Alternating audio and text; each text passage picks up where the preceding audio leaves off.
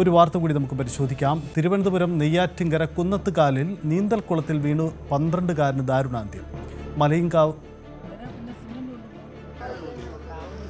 മലയിൻകാവ് ഷമീന ഷാജി ദമ്പതികളുടെ മകൻ നിയാസാണ് മരിച്ചത്. ഒരു 10:30 ഒരു കൊച്ചുകുട്ടിയുടെ ഇവിടെ ആമ്പൽ പറിക്കാനായിട്ട് വന്നതാണ്.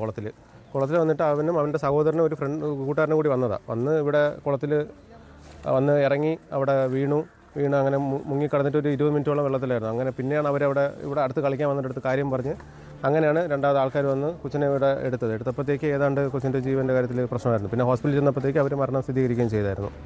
ഇത് ശരിക്കും പറഞ്ഞാൽ കഴിഞ്ഞ 3 മാസത്തിന് മുന്നേ ഉദ്ഘാടനം ചെയ്ത കുളമായിരുന്നു. ആ കുളം ഉദ്ഘാടനം, അതുപോലെ നമ്മുടെ ഒരു ടർഫിൻ്റെ ഉദ്ഘാടനം 1,20,00,000 പ്രൊജക്റ്റായിരുന്നു.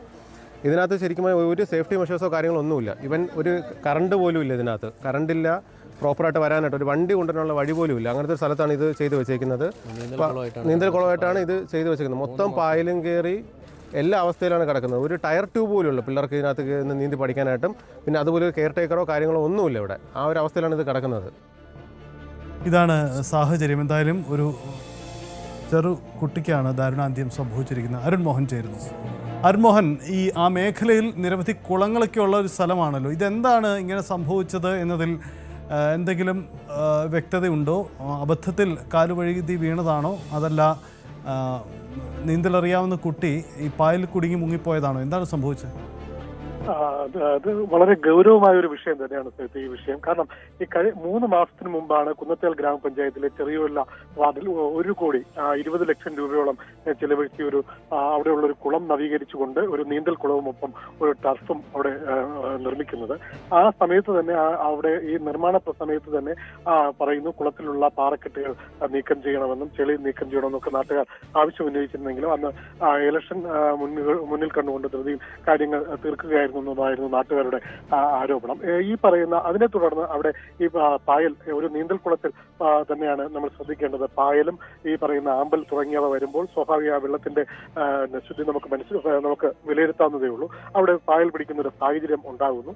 ഈ പല കുട്ടികൾ ഈ പറയുന്ന ഉണ്ടൻകോട് സ്കൂൾ ഉൾപ്പെടെയുള്ള ഇപ്പോൾ മരിച്ച ഈ മകൻ 12 വയസ്സുള്ള ഈ കുട്ടി ഉണ്ടൻകോട് സ്കൂളിലെ 7ാം ക്ലാസ്സുകാരനാണ്. 13 വയസ്സുള്ള കുട്ടിയാണ് മരിച്ചത്. ഈ കുട്ടി ഉൾപ്പെടെയുള്ള ആൾക്കാർ ഇവിടെ എത്തുന്നത് സ്ഥിരം ഇവിടെ എത്തുന്ന ഒരു സ്ഥലമാണ്. അവധി ദിവസങ്ങളിൽ ചെലവഴിക്കാൻ എത്തുന്നത് ഒക്കെയും എത്തുന്ന സംഭവമാണ്. അങ്ങനെയൊക്കെയാണ് ഇന്ന് ഈ പറയുന്ന ഉണ്ടൻകോട് മലയങ്കാവ് സ്വദേശിയായ ഷാഹിന ദമ്പതിയുടെ മകൻ നിയാസ് എന്ന 13-കാരനും ഇദ്ദേഹത്തിന്റെ സഹോദരനും ഒപ്പം മറ്റൊരു സുഹൃത്തുമായി ഇവിടെ എത്തുന്നത്. ഇവർ കുളിച്ചതിന് ശേഷം ഇവിടെ ഉണ്ടായിരുന്ന ആമ്പൽ പറിക്കുന്നതിന് ഇടയിലായിരുന്നു അപകടത്തിൽപ്പെടുന്നത്. തുടർന്ന് കൂടെ ഉണ്ടായിരുന്ന സഹോദരനും ഒപ്പം അബി എന്ന് പറയുന്ന സുഹൃത്തും വളരെ ദുർഘടം പിടിച്ച ഒരു വഴിയാണ്. റോഡിലെത്തിയാൽ മാത്രമേ നാട്ടുകാരെ വിളിക്കാൻ കഴിയൂ.